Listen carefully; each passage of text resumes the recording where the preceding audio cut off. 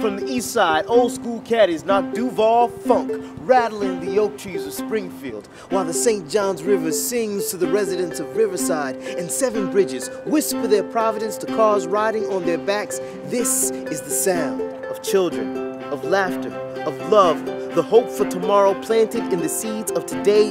This is the sound. This is the tune that soccer moms hum and commuters harmonize on their way to the urban core. The click-clack of high heels and dress shoes in business parks. The 4x4s with good old boys mudding in the woods. The zoom, zoom of fancy cars driving down Southside Boulevard. This is the sound.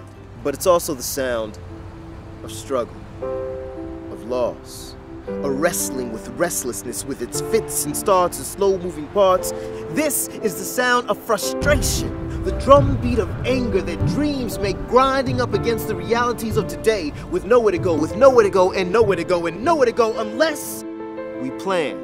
This is the sound of thought, the movement of tomorrow, where that big little city becomes what you make it, where the dots connect because you're connected. This is the sound of participation, of civil engagement. This is the sound, this is the sound, this is the sound of your voice, of your voice, of your voice.